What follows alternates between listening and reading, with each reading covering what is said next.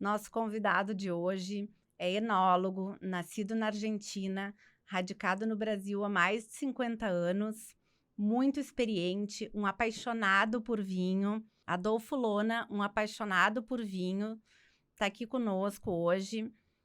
Tem uma vinícola urbana aqui em Porto Alegre, escreveu um livro cujo título é Vinho Sem Frescura, que eu particularmente muito me comunico, e nós vamos conversar sobre essas e muitas outras histórias hoje.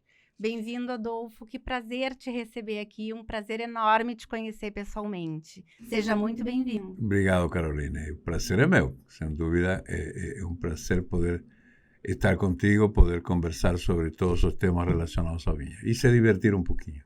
Que bom.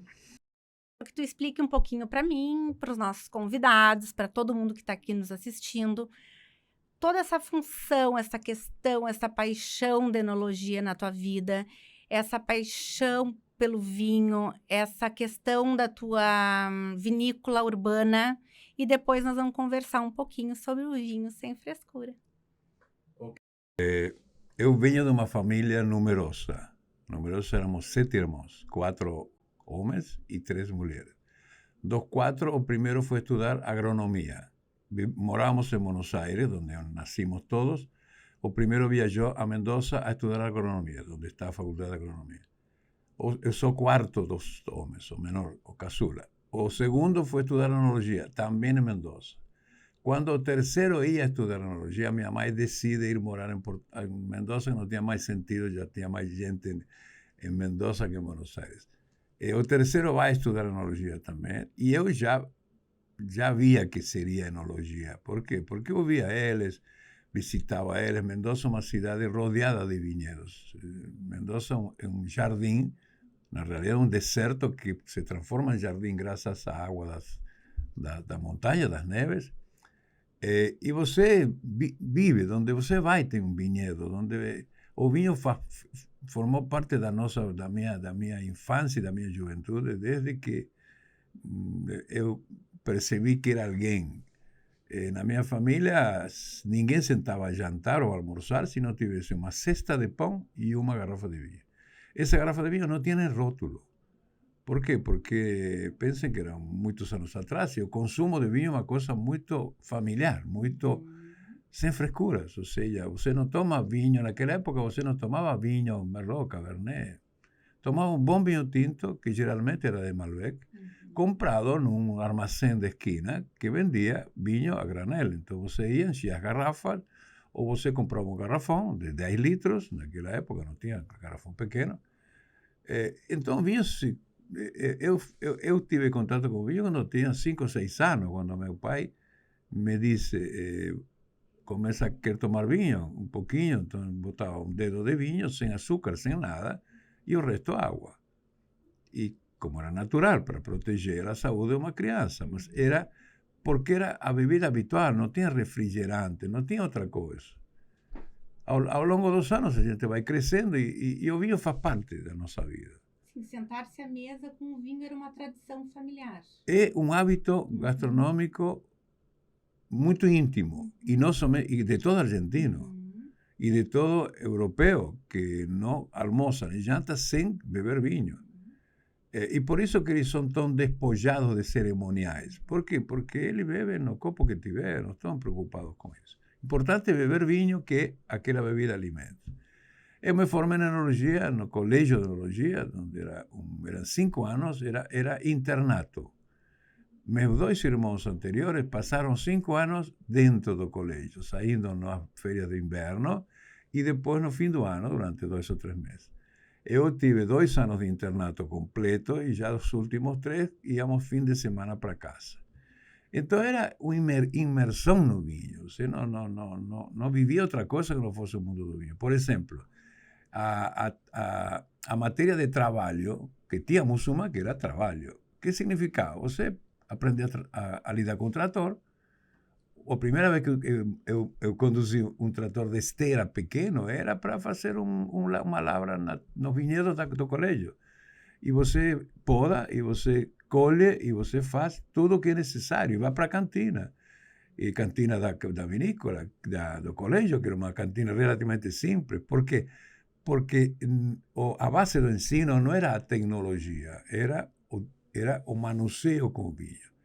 E você colher a uva, ir no meio dos vinhedos e cortar, e saber como funciona uma tesoura, onde você deve cortar, como você deve transportar, como você deve ser rápido em tratá-lo, porque a uva é uma fruta perecível, absolutamente perecível. Em poucas horas exposta ao sol, se estraga. Não é que se estrague, mas já não está bem apta para o vinho.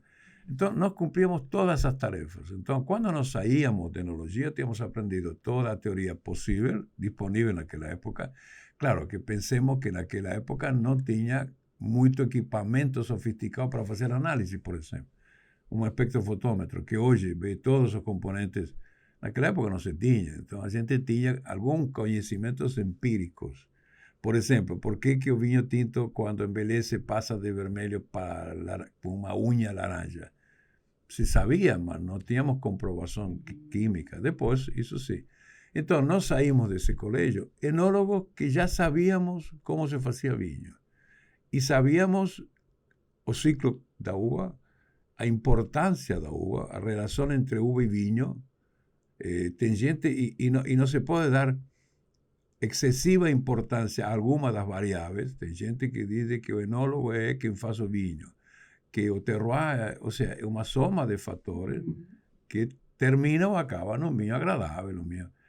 E não falo em qualidade. Qualidade é uma coisa muito subjetiva. Eu posso achar bom um vinho, você pode achar outro.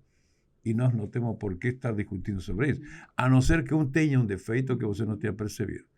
Então, a entrada na enologia, eu diria que foi uma coisa natural. Falar em paixão, eu estaria exagerando. Por quê? Foi uma coisa natural. A paixão você começa a sentir ou a descobrir na medida em que você exerce a profissão. Aí você descobre que você é um privilegiado, porque todos os anos você começa do zero.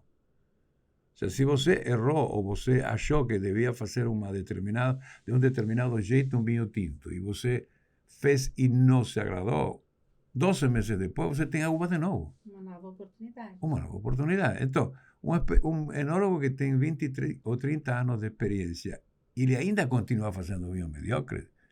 O mediocre é ele, porque não é possível que você não tenha aprendido. Agora, é muito subjetivo, volto a dizer. Os meus vinhos, os meus espumantes são a cara de Adolfo Lona. Os espumantes do enólogo da Aurora são a cara dele. Ninguém mais é culpado de um defeito de um vinho meu, porque eu decido colocar esse vinho na garrafa. Então, se ele tem um defeito que eu não percebi, eu errei. Então, agora, os vinhos são meu gosto pessoal. Ele tem a tua assinatura. Tem a minha assinatura. E todos os vinhos têm assinatura enóloga, a não ser que haja um caso que é muito frequente também, enólogos que não têm voz, que o patrão faz tudo, o patrão decide, você faça vinho fácil de beber com açúcar, e ele que não consegue se desenvolver, não consegue fazer a sua própria vontade, ele vai ser um homem a serviço das vontades do patrão. Isso é difícil, é muito frequente. Agora, quem faz? Quem tem uma cantina, quem coloca seu nome num rótulo, não tem como escapar. Ou seja, você não tem como culpar ninguém. Entende? Então, a tua identidade está ali no produto. Está ali. Você não gostou? Perfeito.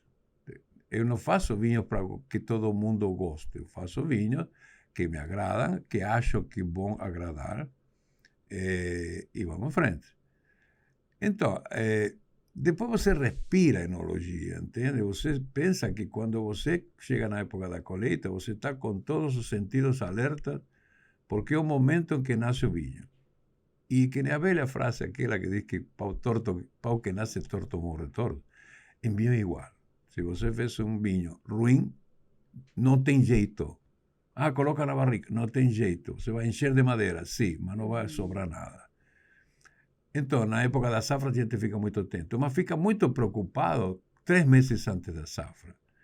Por quê? Porque os 3 meses da safra, quando o grão está já formado e ele recebe a influência da água, porque o grão de uva é um balão, é um balãozinho que quando chega água, ele se encharca, aumenta de tamanho.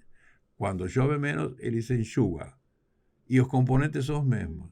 Então, os primeiros 3 meses são muito ansiedade porque não depende de nós. Nós podemos ter feito a poda certo, a carga leve para os vinhedos, não carregar demais para... mas aí começa a chover. E chove sol.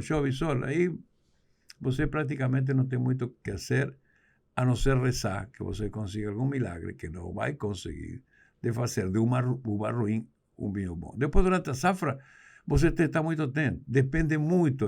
Aí, digamos, é fundamental que o enólogo tenha colaboradores que entendam conceitos. Ou seja, esse enólogo que é egoísta, que não gosta de ensinar a ser funcionário de cantina porque acha que senão eles vão virar entendidos, é um mau profissional, porque você depende deles.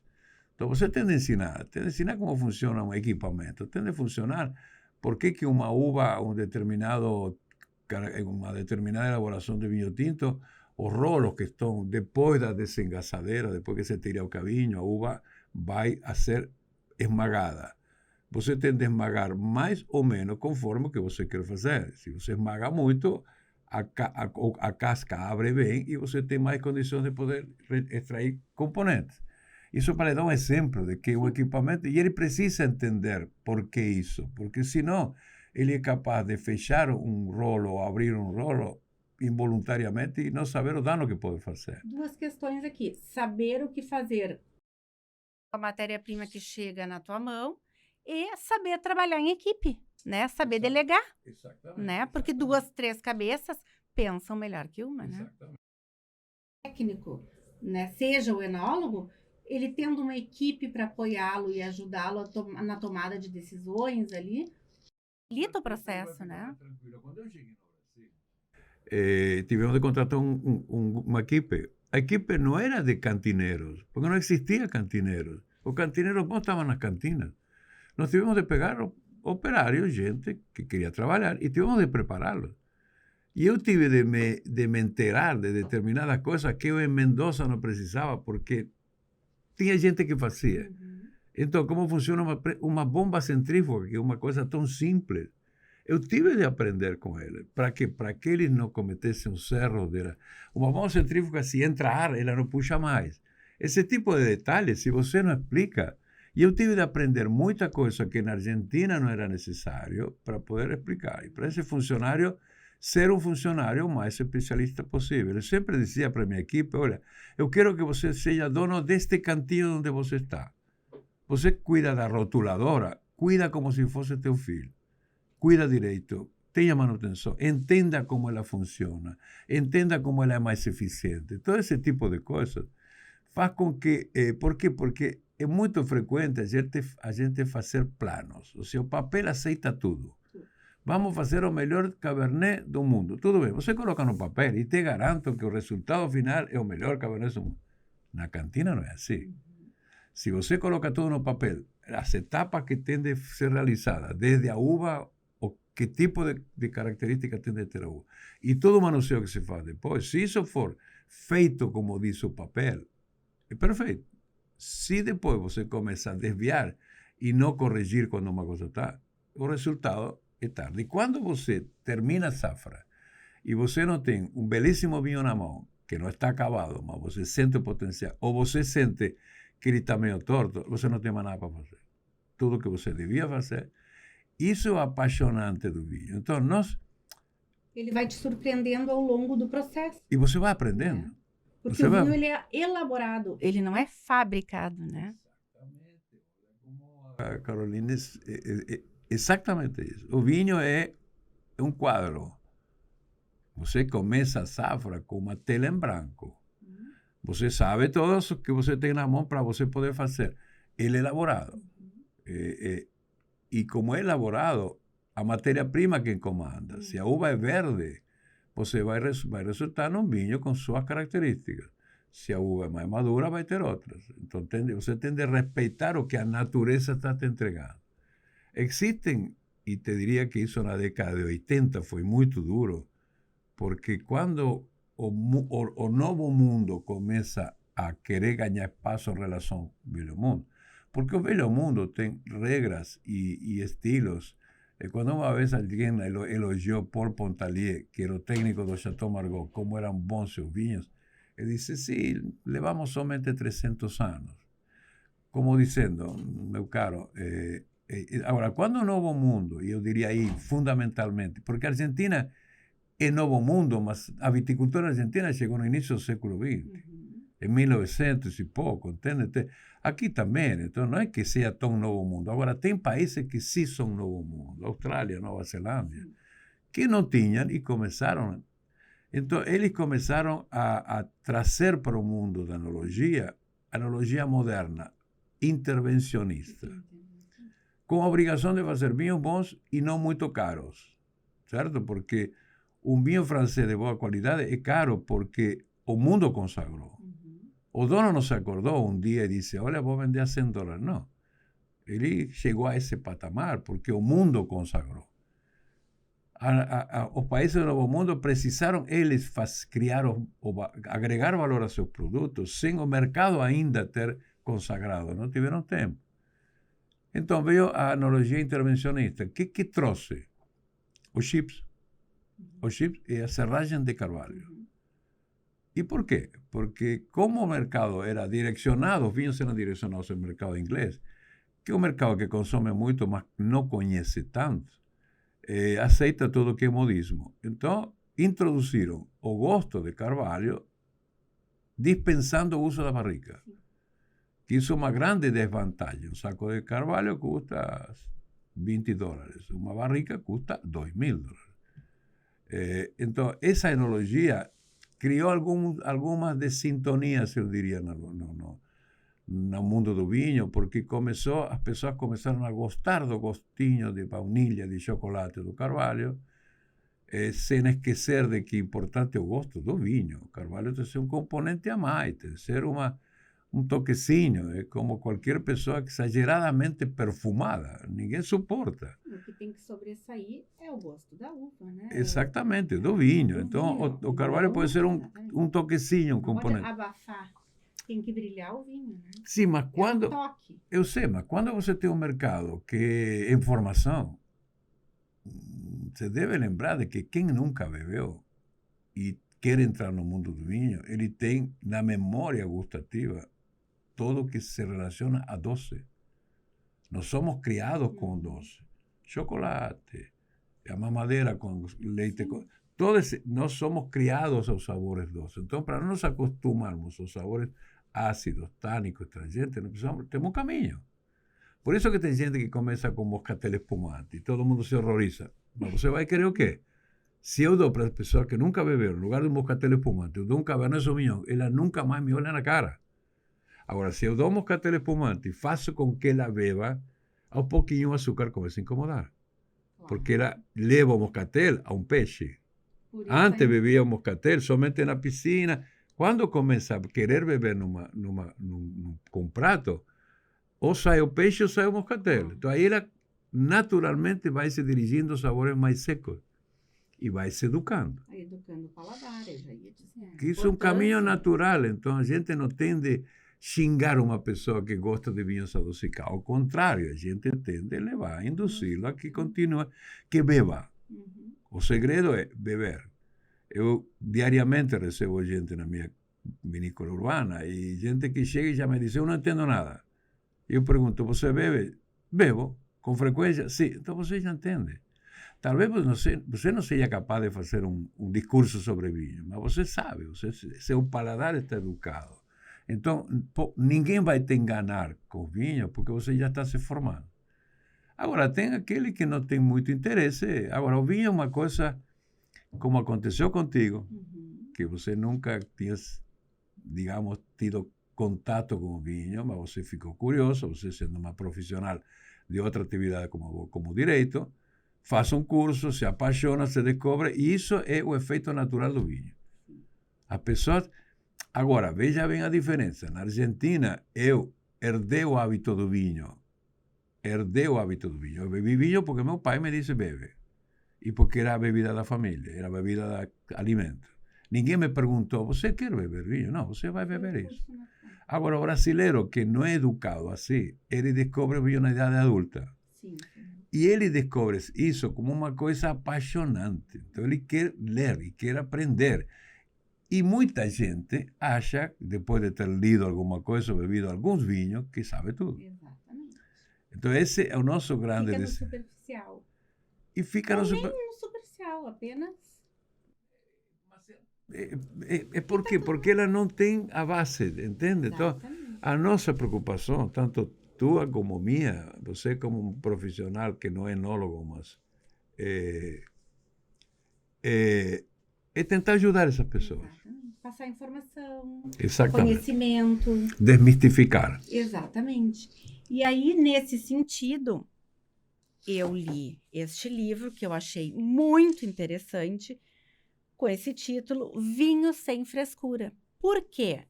Eu me identifiquei muito com esse título, li o livro, uma leitura fluida, uma leitura leve, uma leitura que aproxima o leitor do texto, do assunto, e eu me identifico. E eu acho, assim, que as pessoas têm uma ideia errada do vinho, achando que o vinho é quadrado, que o vinho tem que ser para ocasiões formais, que o vinho é só para quem entende, que o vinho tem que ser só caro. E o vinho não. O vinho, ele tem que ser sim para o dia a dia, ele não precisa de um motivo, né? Tu pode sim sentar e tomar um vinho, e degustar um vinho, e não precisa apreciar, tu pode um dia simplesmente só beber um vinho. Hoje eu quero. E te dá o direito. Hoje, então, eu vou degustar numa roda de amigos, hoje eu vou comemorar, hoje, né? Ele vai para todas as ocasiões, né? O vinho não tem porquê. Por que eu vou tomar um vinho? Porque vou, né? E aí, nesse sentido, eu separei aqui um quadrinho para a gente conversar, que se chama Wine Drops. É gotas de vinho. Então, eu peguei assim umas perguntinhas, e aí, para fazer essas perguntinhas, eu vou fazer uns trocadilhos contigo. Okay. O primeiro deles é assim, panela velha, dizem que panela velha é que faz comida boa. Então, seguindo essa linha, vinho, quanto mais velho, melhor? Se para fazer comida boa bastasse uma panela nova, mais velha, seria fantástico, seria gente ir procurando. Não, acontece que esse é um tabu que se cria, como tantos outros, em época que a gente não se cuidava muito do que falava. O vinho, quanto mais velho, melhor? Não. Eu diria que sempre o vinho melhora com algum tempo de guarda. E quando digo algum tempo, é que não supere um ano. Eu compro um vinho Merlot da safra 2022, ele está muito bom. Eu não tenho uma adega, mas tenho um lugarzinho apropriado, escuro, e eu quero bebê-lo devagar.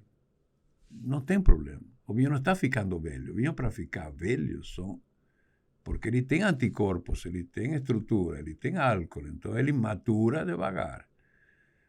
O vinho, o que acontece quando um vinho matura muito tempo, ou envelhece muito tempo? Muda as características, não é o mesmo. Agora, geralmente os grandes vinhos, os vinhos aqueles que são realmente mais complexos, mais completos, te deixam mais satisfeito. Às vezes você não chega a entender quais são as suas características, mas ele te enche de prazer. Geralmente são vinhos que são mais envelhecidos. Os vinhos jovens são maravilhosos. Os vinhos jovens são maravilhosos, pura fruta. Esse momento é um momento em que o vinho tem uma cara. Os vinhos que se colocam no comércio muito jovens não estão preparados para envelhecer. Porque senão, eu diria, envelheça durante 5 anos. Você compraria uma garrafa, sujeito a esperar. Não.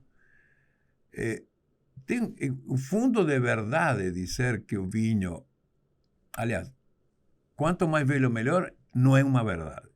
Alguns, quanto mais velho, melhoram. Outros não são preparados, então não adianta guardar por guardar. Eu diria de que não existe nem melhor nem pior. Até porque o melhor ou pior é muito subjetivo. Para mim pode ser muito bom um vinho envelhecido e para você não. Então aí que vão ficar discutindo quem tem razão, ninguém tem razão. Então não se preocupe com isso de que quanto mais velho melhor, porque não é uma verdade. Agora, se você percebe de que esse vinho, volto a dizer, um ano um vinho não interfere muito, mas ele vai ficar mais redondinho, ele vai ficar mais gostoso. Se você guardar um vinho relativamente por um ano.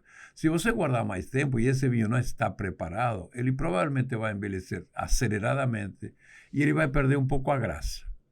Então, para ser um vinho, realmente, para ser um vinho tinto, envelhecido, e ele se transformar num grande vinho, tem que estar preparado para isso. E hoje o público ele tá com uma tendência a buscar, né, um consumo de vinhos mais jovens, mais frutados, pronto para o consumo, né? Existe essa tendência hoje, né? Então a gente pode vencer esse tabu mesmo de que vinho, quanto mais velho, melhor. É um tabu. Tem vinhos que se predispõem a um determinado envelhecimento, mas não é uma regra, né? Então, que fique bem claro. Não é uma regra. O vinho não tem regras. Por isso que o título do meu livro é Sem Frescuras. Sem frescuras significa não existem regras. E quem não leu, leia o livro. Maravilhosa leitura. Vamos para o próximo trocadilho? De médico e louco, todo mundo tem um pouco. Então, enólogos e enófilos são todas as pessoas apaixonadas por vinho? Não. Vamos lá. A ver, deixa-me corrigir. Sim. O enólogo e o enófilo são apaixonados. O enólogo é um enófilo. Enólogo, eno significa vinho. Enólogo significa quem faz vinho. Enófilo, quem gosta de vinho. O enólogo também é um enófilo. Só que o enófilo não todo enófilo é enólogo.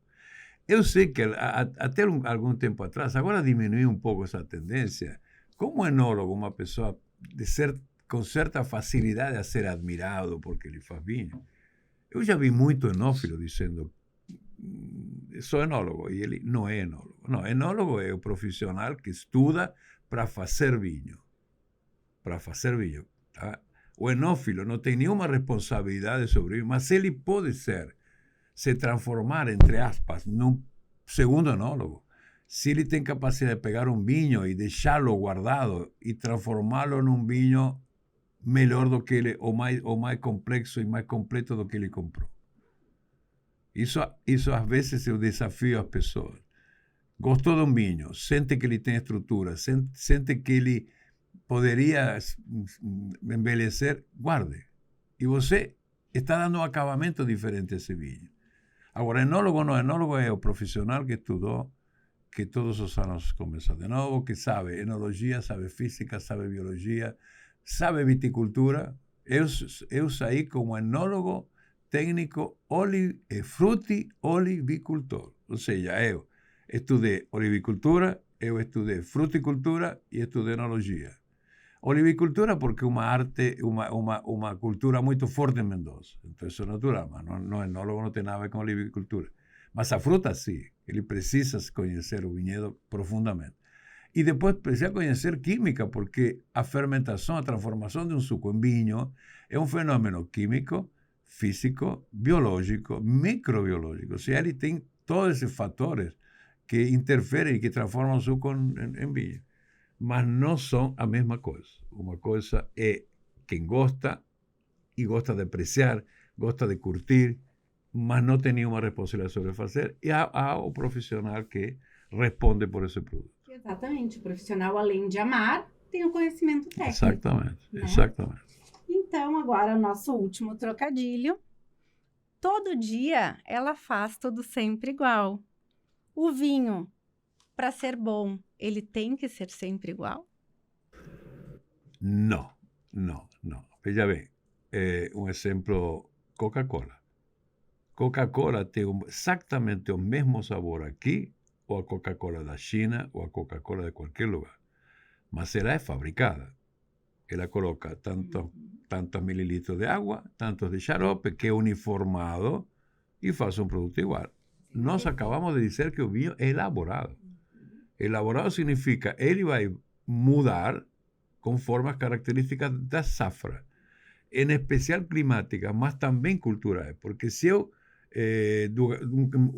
vinhedo de Cabernet Sauvignon eu produzo 3 quilos por pé e no ano seguinte acho que preciso produzir mais para 5, com certeza o vinho não é igual. Com certeza o vinho não é igual. A parreira responde muito aos fatores externos. Então, eu dependo da parreira. Então, alguém achar que o vinho sempre tem que ser igual, ele não entender a analogia, não entender o significado que representa vinho e não entende a palavra elaboração. Então, o vinho tem que manter sempre, de ser possível, o mesmo estilo. Meus vinhos, meus espumantes, eu procuro manter o estilo. Meu estilo qual é? Espumantes, Charmat, com mais cara de champenoise. Por quê? Porque eu trabalho com vinhos mais envelhecidos, eu trabalho com ciclos mais longos, o meu espumante tem o mesmo estilo. Agora, ele não pode ser igual, porque se o ano chove mais, chove menos, eu procuro manter o estilo ao longo da elaboração. Mas a matéria-prima mudou, eu não posso ter. Então, e outra coisa, seria muito bobo todos os anos você tomar o mesmo vinho. Muito engessado, acaba com a experiência. Não, e sem né? graça, Exatamente. sem graça. Se você gosta de coisas padronizadas, toma Coca-Cola. Toma cerveja, que é bastante mais padronizada, porque não tem tanta... Agora, o vinho, o valor do vinho é justamente ser diferente. E te surpreender a cada garrafa, né? Claro, exatamente, exatamente. Agora, entenda se há alguma diferença. Agora, se essa diferença significa de que ele não é mais saboroso, que ele, ou seja, que ele não mantém... Aí é um defeito da cantina. A cantina tem que se preocupar em manter a identidade dos seus vinhos. Exatamente, porque em cada local que aquela uva ela é cultivada, ela é plantada, ela traz aquela identidade para o vinho, né? Então não tem como ele ser igual a cada ano. Eu quero só para exemplificar. Isto aqui é uma garrafa de vinho Chardonnay. O vinho que está aqui dentro é o suco da uva que o elaborou, de onde nasceu. Se isto aqui safra 21, se em 2021 choveu mais do que em 2020, este vinho vai ser diferente. Um pouquinho mais fresco, mais ácido quando chove mais, quando matura menos. Mas ele é o suco. Não tem mais nada. Tem gente que acha que o enólogo é um alquimista que pega um suco da uva e de noite pega uns pocinhos, mistura, mexe, aquece. Não, não, não, não. Nós esmagamos a uva para retirar o suco, colocamos no recipiente, deixamos ele fermentar com um processo microbiológico e natural, mantemos a temperatura baixa para que ele não acelere demais e me retire os aromas, e mais nada. Entende? Então, essa é a essência do vinho. Não tem como você interferir nisso. A não ser que você é um enólogo intervencionista, que comece a usar produtos químicos para deixar ele mais... Não, não, não. Exatamente isso. Então, a uva está... o vinho está relacionado intimamente à uva. E você falou um Cabernet Sauvignon plantado, por isso que às vezes me incomoda quando alguém diz o Cabernet Sauvignon chileno é melhor que o brasileiro. Isso é uma tremenda besteira. Se os dois, ambos são bons, são diferentes. Não tem nada a ver um com o outro, porque o terreno, o clima no Chile é uma coisa, a altitude é outra, aqui é diferente, aqui temos mais... Os vinhos são maravilhosos, mas cada um diferente. Cada um expressa a sua identidade. Cada um, exatamente. E o enólogo tem essa obrigação. Você acaba de me ajudar me dando uma expressão que é fundamental. A uva se manifesta. A uva quer falar. Deixa ela se manifestar. Não enche de madeira, não enche de produtos... Exatamente. Essa é a essência da enologia. Eu acabo de lançar um vinho tinto que coloquei assemblagem. Assemblagem é um termo que significa mistura, engajamento entre variedades. Infelizmente, o Brasil, durante alguns anos, algumas décadas atrás, utilizou para fazer vinhos sem pai nem mãe. Ou seja, lançavam com o nome de assemblagem todos os piores vinhos. Então, essa expressão ficou mal. E quando eu decidi colocar assemblagem no rótulo do meu vinho, meu neto me disse, isso aí todo mundo acha que é ruim.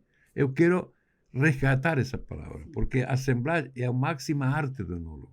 Ninguém mistura duas uvas porque amanheceu com essa ideia, porque com certeza elas vão dar, entre duas vão dar um terceiro vinho com Que característica. sozinha ela não Exatamente, conseguiria atingir, exatamente, né? exatamente.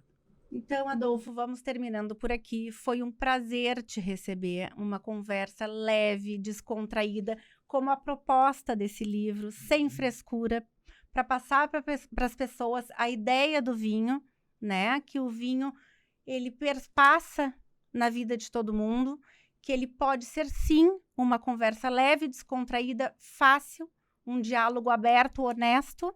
Um prazer te receber, te conhecer pessoalmente. Espero que seja a primeira conversa de muitas. Com certeza. Foi um prazer. Muito obrigado, Carolina. Eu quero ressaltar o que diz na contracapa. A contracapa diz: não exagere nas preocupações quando você separe o fato de você querer beber vinho a você querer apreciar. Quanto mais você bebe vinho, mais o seu paladar se acostuma ao vinho. Então, quando você está cozinhando, você está com vontade de beber vinho.